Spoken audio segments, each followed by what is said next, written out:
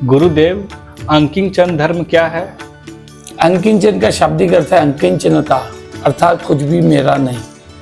जब मनुष्य यह अनुभव करता है कि संसार में कोई भी वस्तु, व्यक्ति, पद या वैभव उसका स्थायी नहीं है, और तब उसके भीतर जो वैराग्य जागता है वही अंकिंचन है। यह स्थिति केवल बाहर की वस्तुएं छोड़ने से नहीं आती, बल्कि मन में एक भावना दृढ़ होने से आती है कि मेरा कुछ भी नहीं है, केवल आत्मा ही शाश्वत है।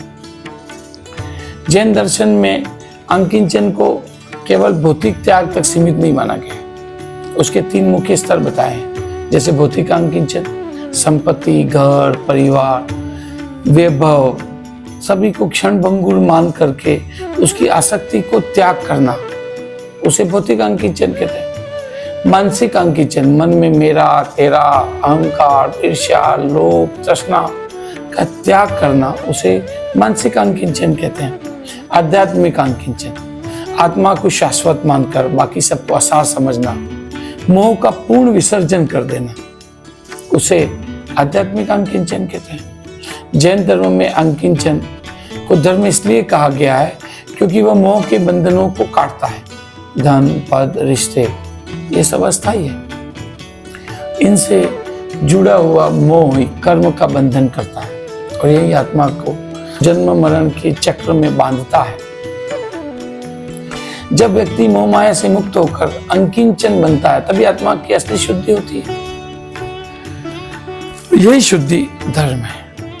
धर्म वह है जो आत्मा को मुक्त करे। अंकिंचन आत्मा को मुक्त करने वाला मार्ग है। अंकिंचन धर्म ऐसा है जैसे कोई पक्षी बोझ उठा करके नहीं उड़ सकता। अगर पक्षी अपने पैरों में सोना बांध करके उड़े तो क्या वो उड़ सकता है? नहीं उड़ सकता है। वैसे ही मनुष्य जब तक मेरा तेरा का मोह में बंधा हुआ है, तो क्या उसकी आत्मा ऊपर उठ सकती है? नहीं उड़ सकती है। तो जब वो मोह का बोझ उतार देता है, और तभी आत्मा मोक्ष की ओर उड़ान भरती है। अंकिंचन धर्म त्याग से भी आगे है। त्याग में वस्तु छोड़ी जाती है, पर अंकिंचन में मेरा भाव ही छोड़ दिया जाता है। त्याग वस्तु का है, अंकिंचन भाव का है।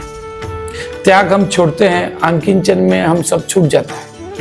और जब मैं और मेरा मिट गया, तभी आत्मा अपनी असली चमक में प्रकट होती है। एक बार एक सन्यासी को किसी ने पूछा कि गुरुदेव, आपके पास न धन है, न संपत्ति है, न घर परिवार है, फिर भी आप इतने आनंदित कैसे रहते हैं? साधु ने मुस्कुरा करके कहा, क्योंकि मेरे पास कुछ भी खोने का भय नहीं है।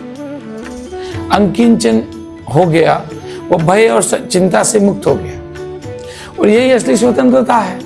अंकिंचनता ही वास्तविक वैराग्य है, और वैराग्य ही मोक्ष का मार्ग है।